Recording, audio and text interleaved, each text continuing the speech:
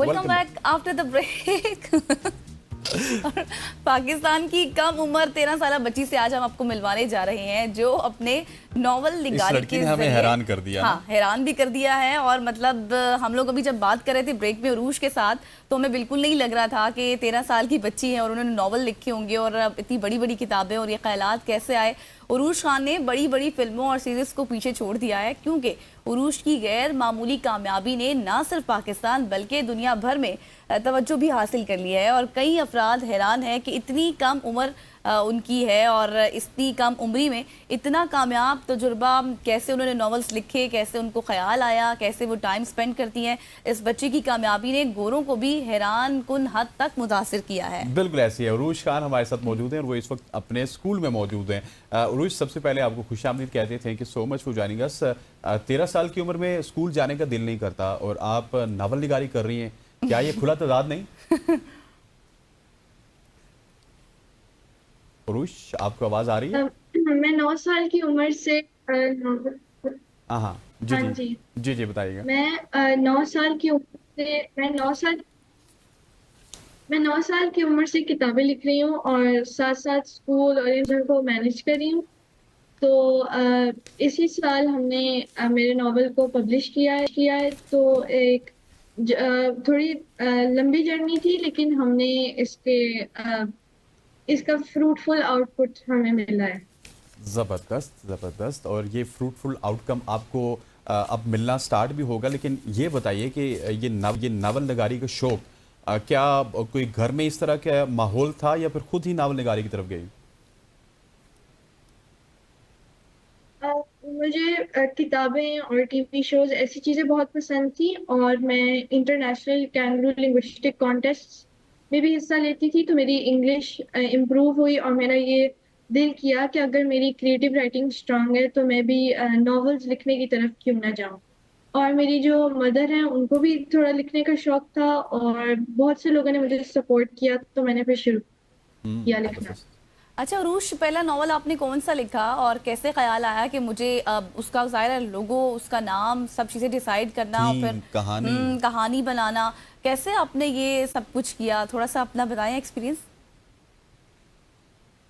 मेरा जो पहला नॉवल था वो मैंने पब्लिश नहीं किया, लेकिन वो मैंने 9 साल की उम्र में लिखा और उसके 13,000 अल्फाज थे। फिर उसके बाद मैंने दैट फेरेबिस्टिजियन, जो कि यहाँ नजर आ रहा है, इसको मैंने लिखा और इसका जो कवर था और जो इसका जो फॉर्मेटिंग और एडिटिंग थी वो सारी मैंने खुद की। साथ बीटा रीडर्स थे, उनसे इसको एडिटिंग में फीडबैक लिया। तो इसका जो टाइटल है और इसके जो कवर वगैरह ये सब मैंने खुद किया। और कवर पे हमारा जो मेन एंटागनिस्ट है, विलन, उसको मैंने रखने की कोशिश की ताकि हमें थोड़ा बुक का सस्पेंस और थ्रिल नजर आए। क्या बात है, अच्छा सस्पेंस भी उरूज, नजर आए, थ्रिल भी नजर हाँ आए। एग्जैक्टली। और फिर प्रूफ रीडिंग के लिए भी आपके पास कोई सपोर्टर्स मौजूद थे, क्योंकि आपने तो लिख लिया नॉवल, फिर उसके बाद फिर आपकी प्रूफ रीडिंग भी की गई सारी? यस, जो मेरी प्रूफ रीडिंग थी या तो जो बीटा रीडिंग थी वो मेरे कुछ बीटा रीडर्स थे, कुछ फेलो राइटिंग फ्रेंड्स थे जिन्होंने इसको पढ़ा और फिर मुझे फीडबैक दिया अलग अलग एरियाज में। सही। अच्छा, आप जेके रोलिंग जिन्होंने हैरी पॉटर लिखी थी उनसे भी इंस्पायर हैं? मैंने हैरी पॉटर की जो फ्रेंचाइज थी वो मैंने थोड़ी सी पढ़ी थी, लेकिन जो मेरी मेजर इंस्पिरेशन थी वो जोनाथन स्ट्राउड की लॉकवुड एंड को बुक सीरीज थी। वो जब मेन इंस्पिरेशन थी इस बुक के बिहाइंड भी। और हैरी पॉटर सीरीज भी मैंने शुरू में पढ़ी थी, लेकिन इतना ज्यादा इंटरेस्ट उसमें नहीं पैदा हुआ। ठीक। सही। अच्छा उरूज, अभी आपने कितने नॉवल अब तक लिख चुकी हैं आप, और मजीद कितने लिखने का इरादा रख रही हैं?